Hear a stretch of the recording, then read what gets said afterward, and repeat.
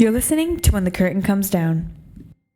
Hi, everyone. Welcome to the When the Curtain Comes Down podcast, where we interview all sorts of experts in the theater world so that you can have a better understanding of what goes on in those crazy, talented minds of theirs.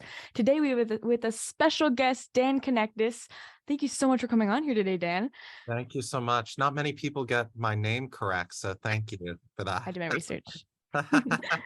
For those of you that don't know, Dan Knechtges is a Tony-nominated director and choreographer working in theater, opera, concert dance, television, film, and music videos. His Broadway credits include his work on Lysistrata Jones, Xanadu, Sondheim on Sondheim, 110 The Shade, and the 25th Annual Putnam County Spelling Bee, which is one of my absolute favorites. Dan is the artistic director at Theater Under the Stars in Houston, Texas, and he recently directed and choreographed The Secret of My Success, specially staged for Theater Under the Stars, which was absolutely stunning, and we are definitely talking about that later on, just so you know. Okay, let's dive in. Dan, what do you enjoy the most about being the artistic director of Theater Under the Stars? Is there like a certain part of your job you just get really excited about? I do actually. A couple. One of them is I don't like people bossing me around and I like being my own boss. So That I I get. really love that. And I know this sounds a little flip of me to say, but I also like getting a regular paycheck. No, that makes sense. When I was a freelance Broadway director, choreographer, you would go a year without a paycheck, and then all of a sudden it was a big paycheck. And so it was really high highs and really low lows. And Right. so you had to plan quite a bit. And now with a regular paycheck, I know this isn't probably what you want to hear, but it's so nice.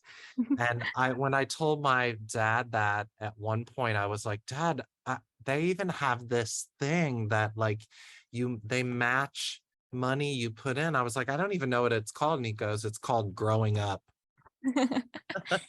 So I like that. And I also love that I'm able to blend my passion for education and inspiring and being able to work with students as well as doing a really badass professional show. And I love blending that in. So It's so good. those are some parts that I really like. I love that. I'm really curious as like to all the things that your job entitles you to do. What are some like the big decisions you have to make as artistic director? It's funny because a lot of people think as artistic director, the main thing that you do is choose the shows, which yes, that is like the forefront. Everybody sees that that's like the big thing. That is probably one of the smallest parts of my job. Wow. I am responsible for that, but there are so many factors that go into deciding those shows that Right. it's not quite a committee decision, but it is it has to go through many different people. Our board has to approve, and there are several steps to getting the board to approve it. There's a finance committee, executive committee, then the full board. Right. And we have a great board. I have a great relationship, so that usually isn't a problem. But if the budget isn't balanced, then it is a problem. So, you have to manage that. But the other thing is, you have to manage not only your staff. We have maybe at any one point in time, 35 to 40 full-time staff, which is actually pretty small for a theater our size. Right. But we have, upwards of 80 teaching artists. And then when we're in show, like on Mary Poppins, we did our toast on stage last night, and there were over 100 people there. So that's a lot of people to manage. And sometimes it's like, oh, they didn't get paid. But then other times it's like, I'm having a problem with this moment or with this person, and I have to step in and deal with that. So Right. it is great for your brain because you work multiple parts of your brain on trying to solve it. But then the other part of it is that it works my emotional and psychological sophistication of how to get people all on the same page and getting them to understand things. And then sometimes you just have to be um, the parent and say no, and you have to mean no, and you have to Mhm. stand behind your no. And so uh, a lot of it is really managing that, but then also managing the community's expectation of what we're doing. If they're seeing Mary Poppins and Mary Poppins isn't flying, I've got to manage that expectation. Now, Mary Poppins flies in our production. I'm just using that as an example, but so it is a lot of that, of like trying to deal with people and expectations and everything. And it can be very exciting and stimulating doing that, but it's also pretty exhausting at times too. Mm, But yeah. Um, what is like some advice you'd give to young performers who like really want to be super successful in theater, like myself? I don't know, just what are things that they should really focus on? Uh, something that I think has gotten lost in the last couple years that I think I just tell everybody that talent and is necessary, but it isn't more necessary than drive and hard work. Mm, And I think that still is the case. Like the people that I think that are really, really successful are not the people that are saying, oh, we only want to work 4 hours a day and, whatever, they want all of this. I never personally had work-life balance because my work and my life were one and the same, that my passion was theater. mm, And so me going to the library and checking out cast albums was not work. That was pleasure. mm, But it was work. Like I still to this day use all of that information that I gained. Going to see theater isn't a job, it's a passion, but it mm, also is a job. So it's one and the same. And if you can figure that out, if the hard work, because it is hard work and you do have to, I don't believe the whole you can have it all kind of thing. I think you do have choices and you have to give up things. mm, Sometimes it doesn't feel that way because you love it so much. And that's my secret, is that I gave up things that didn't matter to me so much and really put things that mattered to me, like theater, at the forefront, and it became my passion. And I did not give up ever. I was mm, so determined.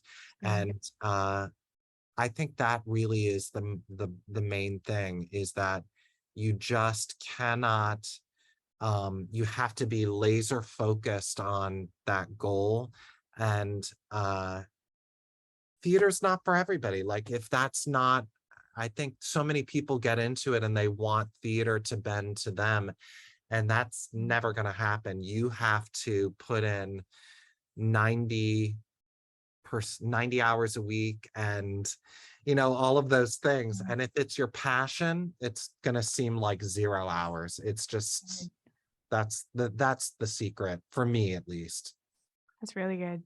Yeah. Kind of bounce off the last question. What do you think are some big mistakes that performers are making that they may not be aware of?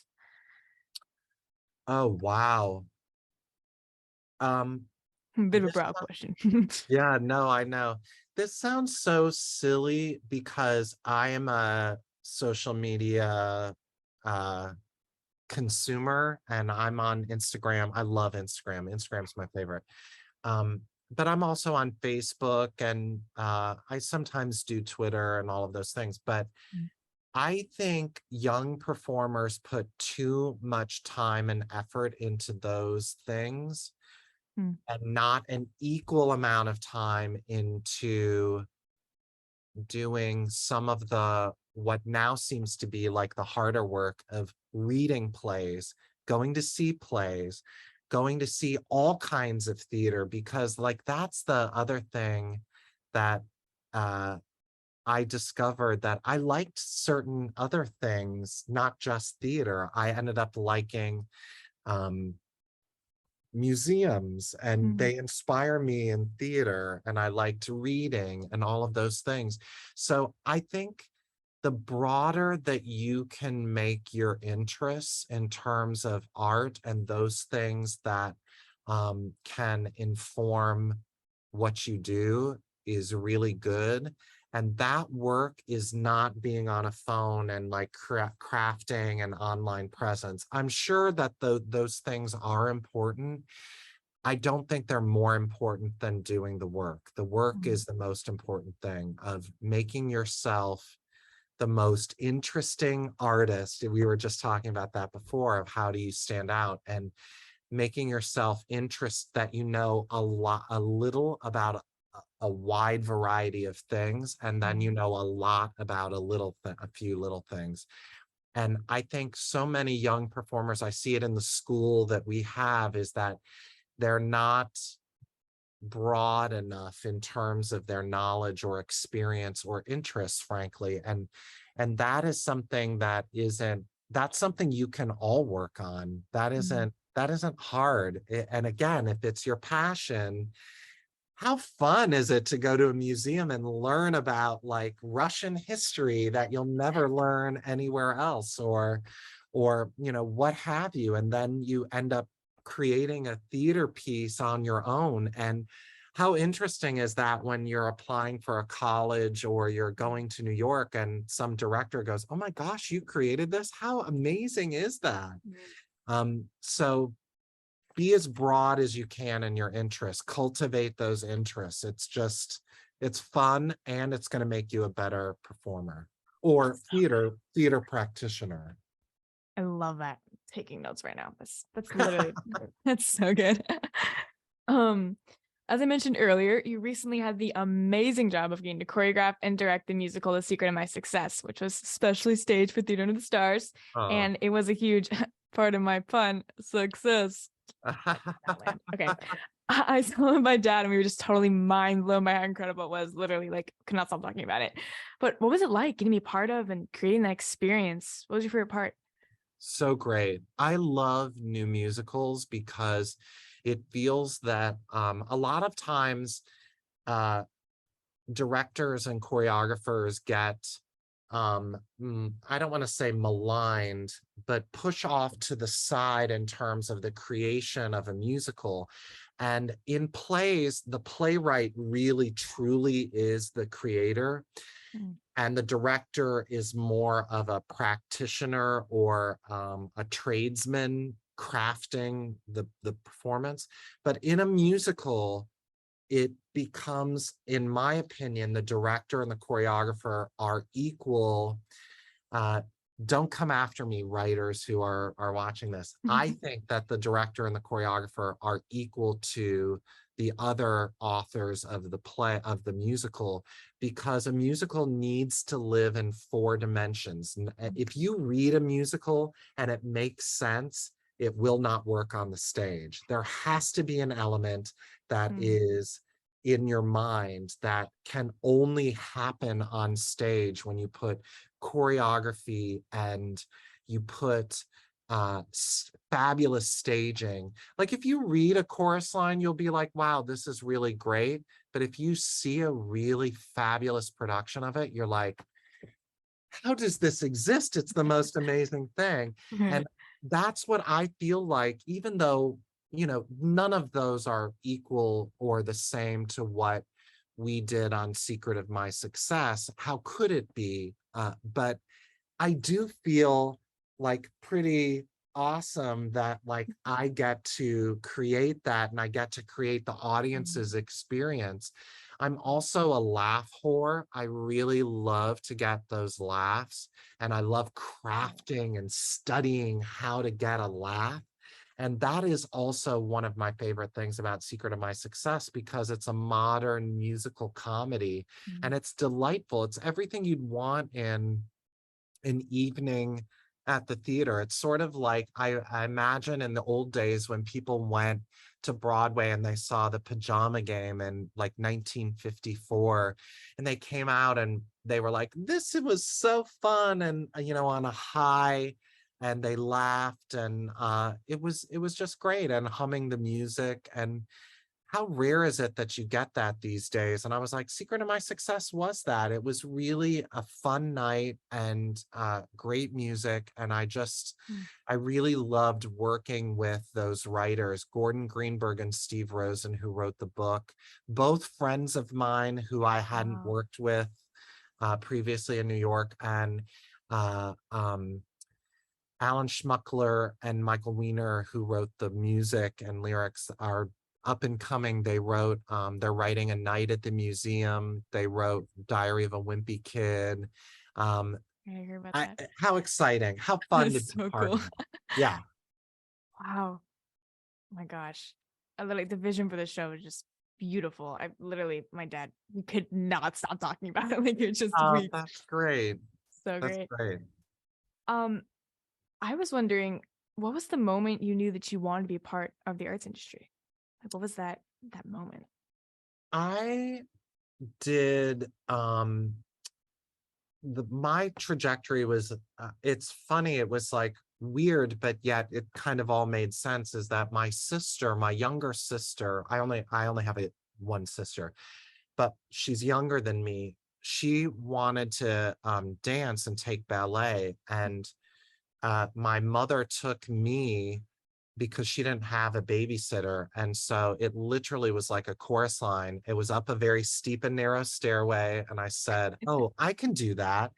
And my parents, I had great parents, and they sat me down and they said, you can do this, but you realize you might get made fun of, and you have to be prepared.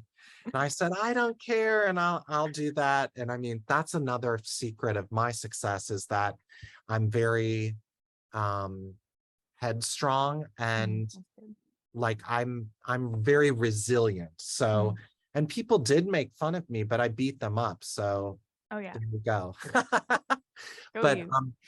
I did that, and my dance teacher was one of the original Peggy Sawyers in 42nd Street on Broadway, and she taught us that combo, the opening number and everything. And I was like, oh, I love this. I can do this. And um, so that sort of started me. But what really lit that fire is when I did high school theater.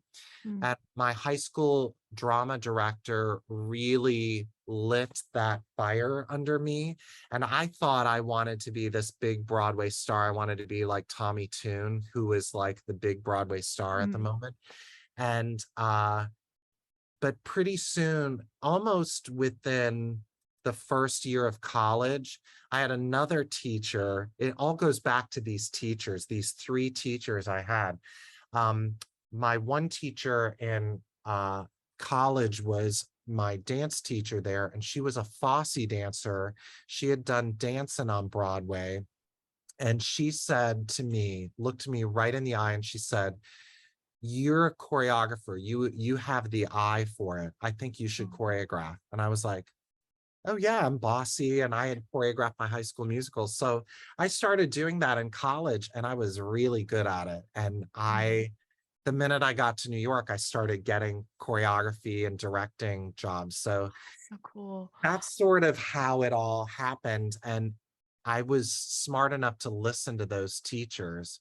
Mm. Um, it's funny. It's like, I don't think you can do it all on your own. I really don't. I couldn't have. Um, so yeah, that's how it started. That's so cool. We love high school drama teachers. We love them. We love them. How'd you wind up at Tuts from there? Uh, I was recruited through, and I never knew this until fairly recently, that there are headhunters. There are, as they do for corporate America, there are headhunters that go out and look for CEOs and everything, Oh, but they also have it for arts organizations. oh. And now there are a couple others. There used to only be like two or three. Now there are like five or six. And Theater Under the Stars, the board made a big change in the executive leadership in 2016. They had hired an arts headhunter to find the executive director because maybe your listeners don't know this, but in most regional theaters, there is a division of responsibilities at the top leadership. In most executive corporate, there's one person, the CEO. But in not-for-profit regional theater, there's usually two because they divide the art and the money.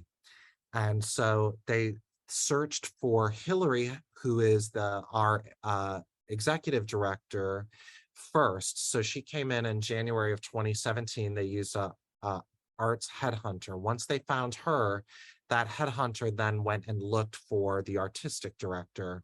And as part of that search, several friends of mine, they ask every regional theater artistic director, hey, do you know anybody, to try and get ideas? And one of them said the only person you should look for is Dan Knechtges. So and they called me up and they said, would you be interested? And I was like, really? Do I want to? And I thought about it and was like, you know what? What's the harm? So I threw my hat in the ring, and the more that I thought about it, I really wanted it. And I really, really worked hard at preparing myself of what they were going to ask. And I just conveyed my passion for wanting the job. And, I researched the hell out of Houston and out of Theater Under the Stars and the glorious history that it has.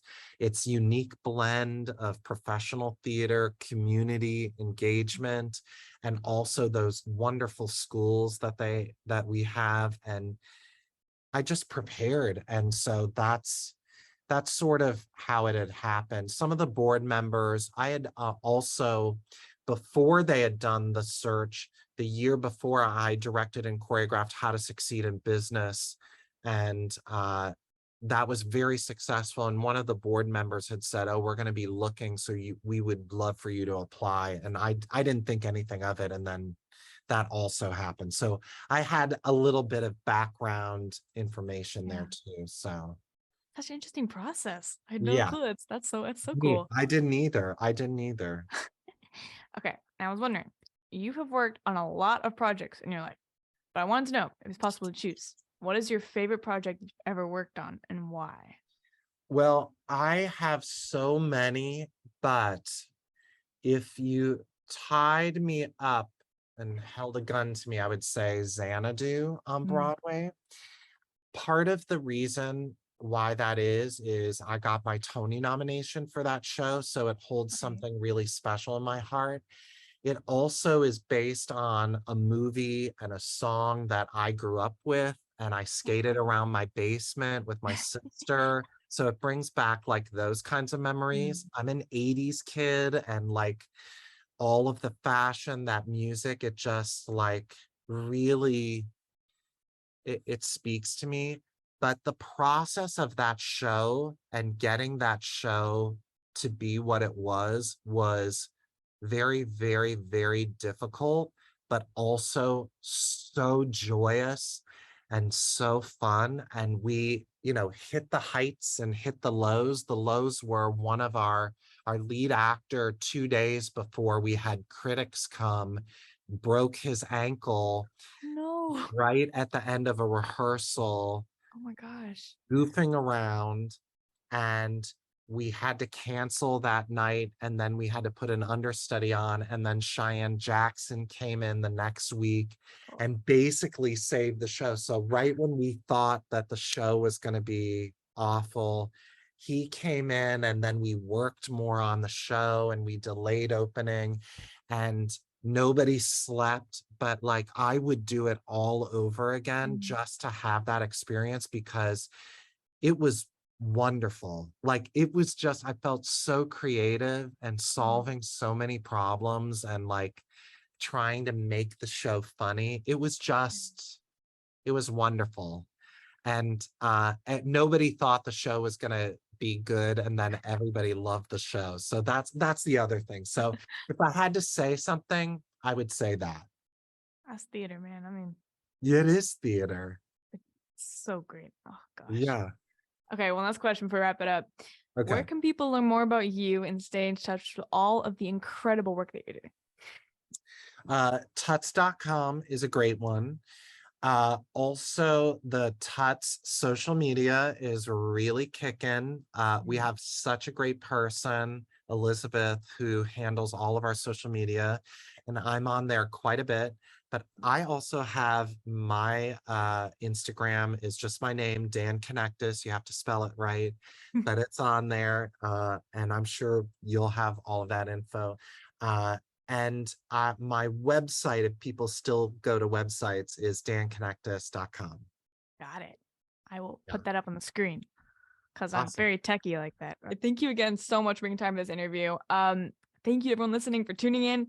Have a great day. That's a wrap on the second episode of When the Curtain Comes Down. Thank you so much for listening, and make sure to keep an eye out for the next episode.